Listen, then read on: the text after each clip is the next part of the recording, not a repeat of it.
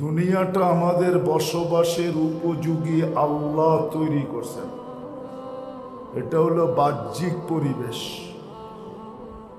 দুনিয়াটা আমাদের বসবাসের উপযোগী করে আল্লাহ পাঠাইছেন না। নদী নালা আমরা খনন করে নিছি, পাহাড় পর্বত আমরা গেড়া নিছি, চুপ জার জঙ্গল কি আমরা বানাইছি, খাল বিল কি আমরা তৈরি করছি, সমুদ্র মহাসমুদ্র কে তৈরি করছে, ফল ফুল কে দুনিয়াতে সাজাইছে, সব কিছু আমাদের পরিবেশ তৈরি করে আমাদেরকে পাঠাইছেন। এটা বাহ্যিক পরিবেশ।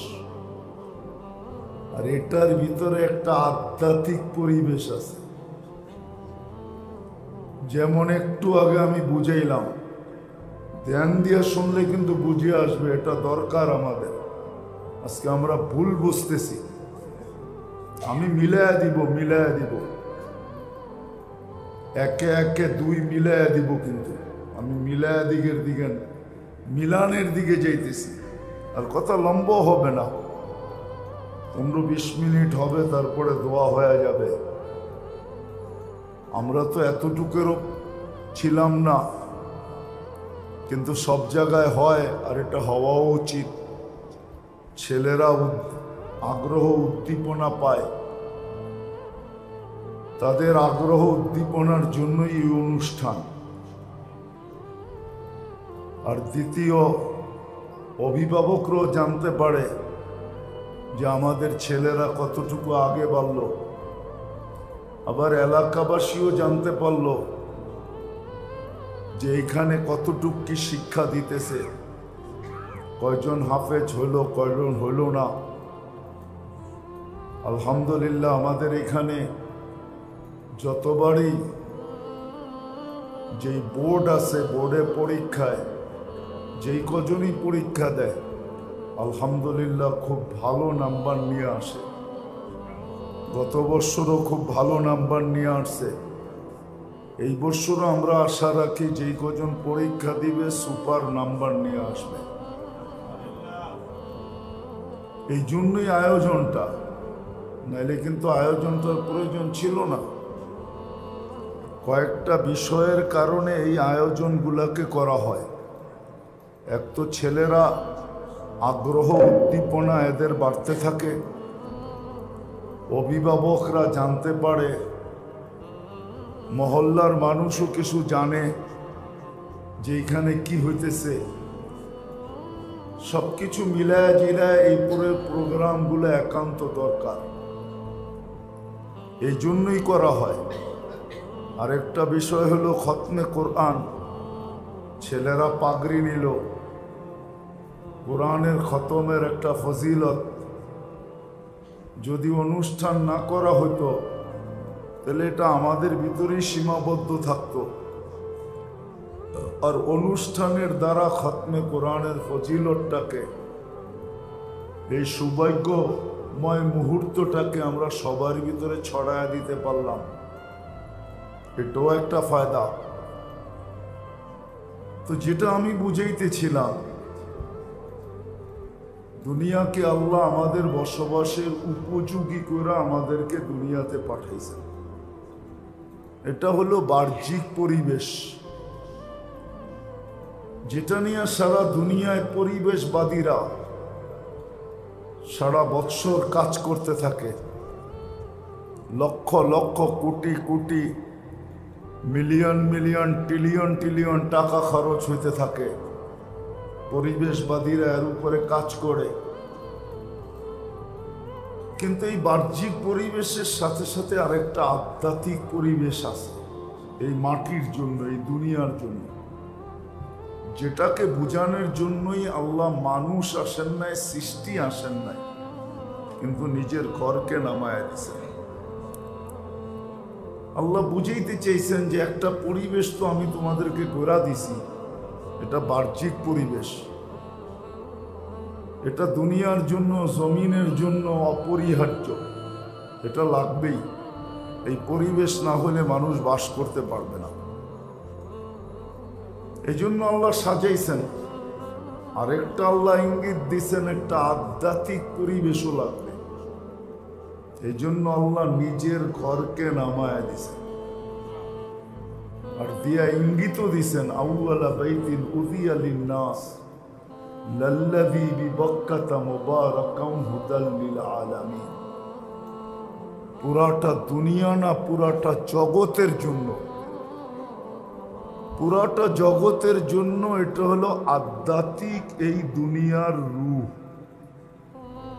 আধ্যাত্মিক রূহ যেরকম আমাদের বিতর্গত রোগ প্রতিরোধ ক্ষমতা, এরকম এই দুনিয়ার আধ্যাত্মিক প্রতিরোধ ক্ষমতা হলো আল্লাহর ঘর, আল্লাহর মসজিদ। এটা দুনিয়ার আধ্যাত্মিকভাবে দুনিয়ার জন্য প্রতিরোধ শক্তি। শরীরের ভিতরে যেরকম প্রতিরোধ শক্তি, এটা হলো আধ্যাত্মিক। এই জন্যই মসজিদের প্রয়োজন হয়। মসজিদের সাথে সাথে আরেকটা জিনিসেরও প্রয়োজন হয়, যেটা রাসূলুল্লাহ সাল্লাল্লাহু আলাইহি ওয়াসাল্লামকে দ্বারা আল্লাহর রাসূল বুঝাইছেন। আল্লাহ বুঝাইছেন যেটা রাসূলুল্লাহ সাল্লাল্লাহু আলাইহি ওয়াসাল্লামের দ্বারা। এই জন্য এখনো নির্দিষ্ট স্থান আছে। মদিনা মুনাওয়ারায় যখন আল্লাহর রাসূল যান, তো নিজের ঘরটা আগে বানান নাই, আগে কিন্তু মসজিদে নববী তৈরি হয়েছে। আল্লাহ রসুলের ঘর তৈরি হয় নাই। উনি তো আবু আইয়ুব আনসারী রাদিয়াল্লাহু তাআলা আনহুর ঘরে ছিলেন, নিজের ঘর তৈরি করেন নাই, আগে মসজিদে নববী হয়েছে। কেন? এটাই সত্য, ওই এলাকার জন্য আধ্যাত্মিক যে একটা পরিবেশ লাগবে, ওটা আগে তৈরি করছে, মসজিদ আগে বানাইছেন। সাথে সাথে মসজিদের সাথে এখনো চিহ্নিত আছে আসহাবে সুফা যাকে বলে, ওই মাদ্রাসা ওইখানে বানাইছেন। এটাও আধ্যাত্মিক পরিবেশের দুইটা শাখা, একটা হলো আল্লাহর ঘর, আর একটা হলো সাথে সাথে ওইখানে কোরআনী মাদ্রাসা। এটা হলো দুইটা ডাল বলতে পারেন, দুইটা শাখা বলতে পারেন, দুইটা ডানা বলতে পারেন। এটা আধ্যাত্মিক পরিবেশ, একটা বাহ্যিক পরিবেশ যেটা আল্লাহ সাজায় দিছে আমাদেরকে। যেমন আমি বেঁচে থাকার জন্য দুইটা পরিবেশ লাগবে, একটা স্বাস্থ্যকর পরিবেশ আর একটা আমাদের ভিতরের পরিবেশ। এটাও রোগ প্রতিরোধ ক্ষমতা সম্পূর্ণ পরিবেশ আমার ভিতরে থাকতে হবে। এই দুই পরিবেশের দ্বারা যেরকম আমরা বেঁচে থাকবো, কথাটা সূক্ষ্ম কিন্তু ধ্যান দিয়ে শুনলে বুঝে আসবে।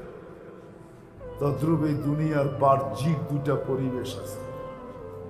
একটা বাহ্যিক পরিবেশ আমরা দেখতেছি, যেটা আল্লাহ কুদরত দিয়ে সাজায় দিয়েছেন, ফুল ফল গাছপালা তরু লতা শাক সবজি পাহাড় পর্বত নদী নালা খাল বিল সমুদ্র মহাসমুদ্র, এই যে এক বিচিত্র পরিবেশ আল্লাহ সাজায় দিয়েছেন।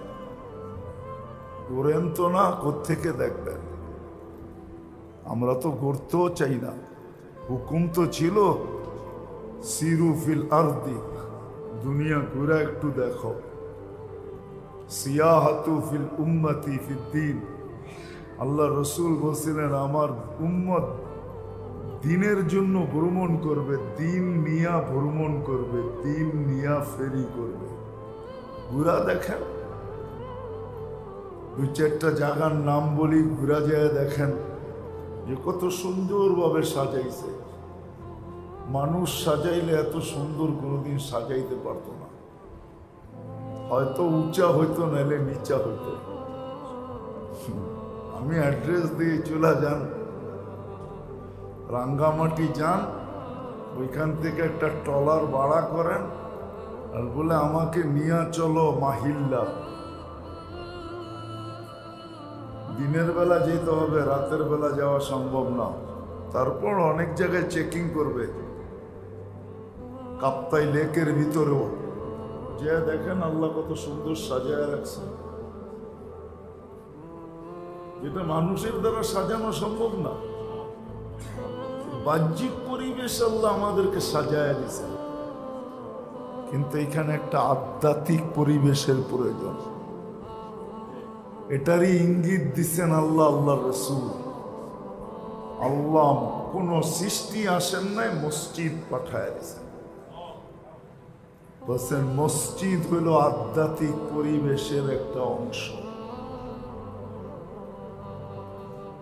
শুধু মসজিদ দেন নাই, তারপরে একটা শব্দ দিছেন, ইন্নামা ইয়ামুরু মাসাজিদাল্লাহ।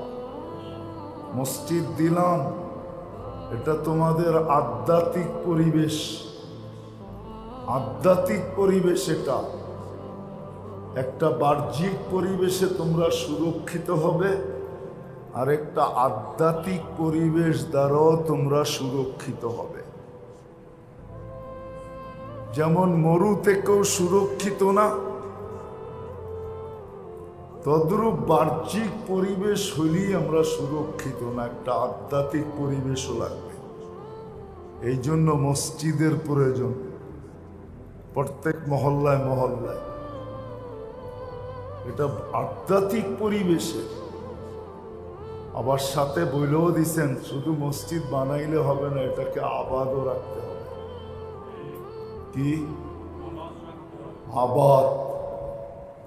24 ঘন্টা আসা যাওয়া করো, একদল আসো একদল যাও, একদল আসো একদল যাও। মসজিদকে 24 ঘন্টা আবাদ রাখো। ইন্নামা ইয়ামুরু মাসাজিদাল্লাহ মান আমানা। যখন তোমরা এরকম আবাদ করবে, তখন হাদিস দিয়া বুঝাইছেন, তখন আমরা নিজেরও সাক্ষী দিব, সবাইকে বলবো। হাদিসে আছে, যাকে বারবার মসজিদে আসতে দেখো তার ইমানদারির সাক্ষী দাও। আল্লাহ বলে আমরাও দিব, তোমরাও দাও। তোমরাও বলো এই লোক ইমানদার, এই লোক ইমানদার। এখন আপনি যদি একটা প্রশ্ন করেন যে আমরা তো তাকে মসজিদে আসতে যাইতে দেখি, অন্তরালে যদি সে খুব খারাপ থাকে তাইলে কি হবে? অন্তরালে বোঝেন কি? বিতর্গতভাবে চুপে চুপে।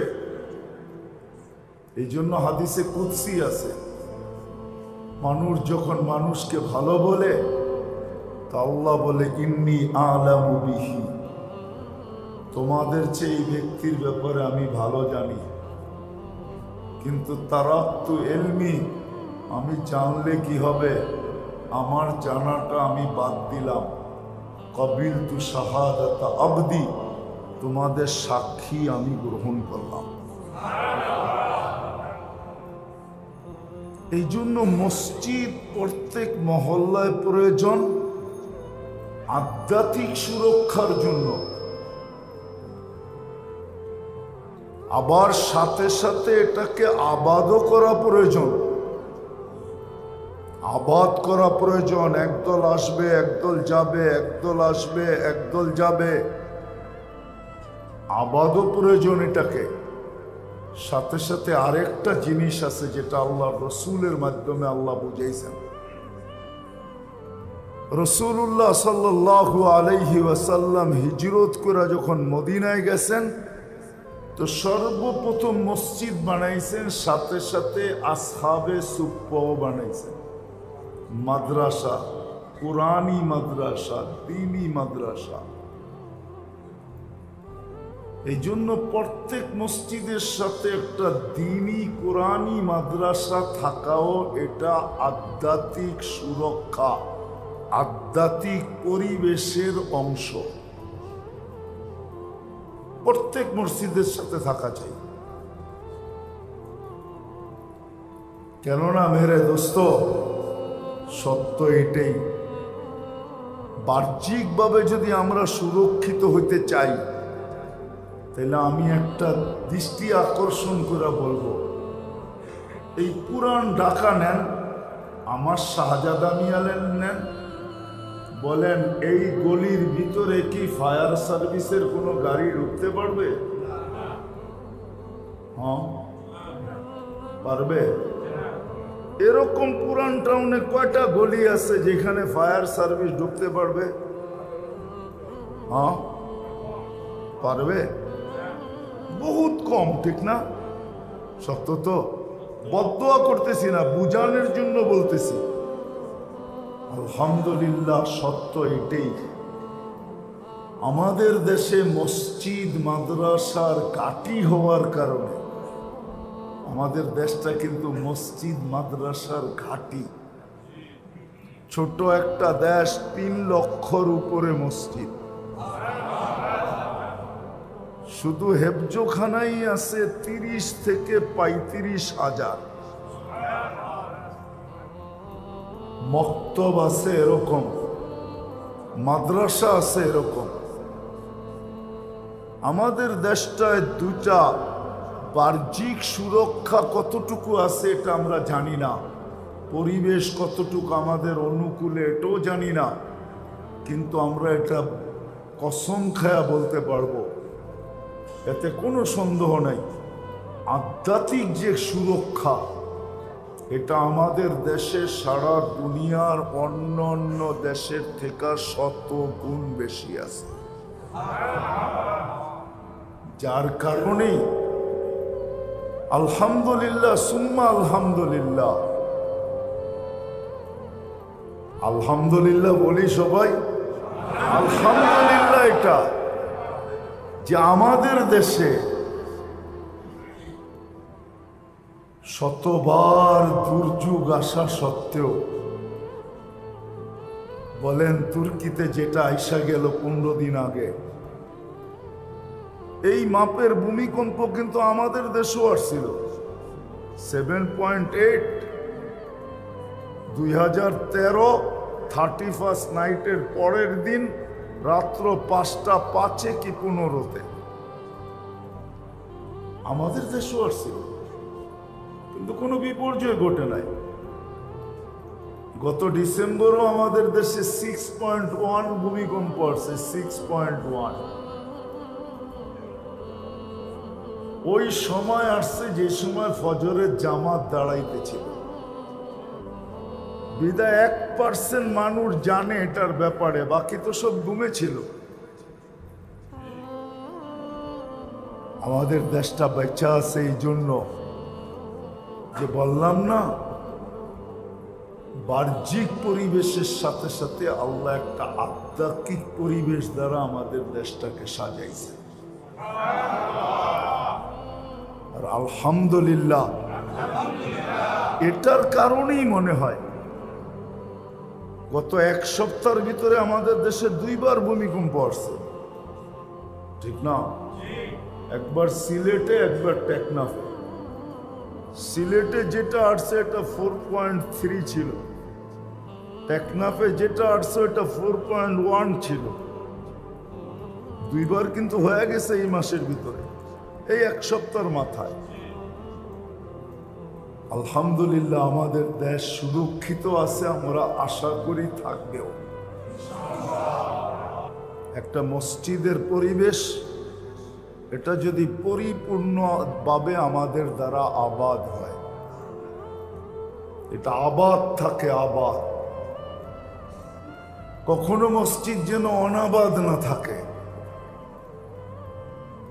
আজান হইল সবাই মসজিদে ছুটে আসো, এটাই হলো মসজিদের আবাদির, মসজিদের আহ্বান, মসজিদের ডাক, মসজিদের দাবি, মসজিদের চাওয়া, মসজিদের আমাদের কাছ থেকে পাওয়া। আর এটাই হলো বড় জিনিস, আজান হইল মুসলমান মসজিদে ছুটে আসলো, নামাজ শেষ হইল মসজিদ, মনের থেকে মুসলমান মসজিদ ছাড়তে চায় না। কাম যদিও প্রয়োজন, যদিও তাকে টানে, কিন্তু মনের থেকে সে মসজিদ ছাড়তে চায় না।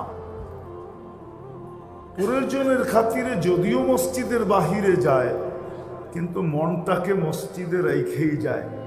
যার বিপরীতে হাদিসে ওয়াদা আছে, তোমার অবস্থা যদি এমন হয় তো তোমাকে আমরা সুসংবাদ দিতেছি, কিয়ামতের দিন তোমাকে আমরা আরশের নিচে, আমাদের আরশের নিচে জায়গা দেব। যদিও সে প্রয়োজনের খাতিরে যায়, এক তো তার যাইতে মনে চায় না, যদিও প্রয়োজনের খাতিরে যায়, কিন্তু মনটা মসজিদের ভিতরে যদি লটকায় থাকে, আবদ্ধ থাকে, মসজিদে রেখা যায়। দ্বিতীয় হইল মেরে দোস্ত, এই মাদ্রাসাগুলা, এটাও আমাদের আধ্যাত্মিক পরিবেশের একটা অংশ। এইখানে ছেলেরা, গুমের সংখ্যা খুব কম এখানে।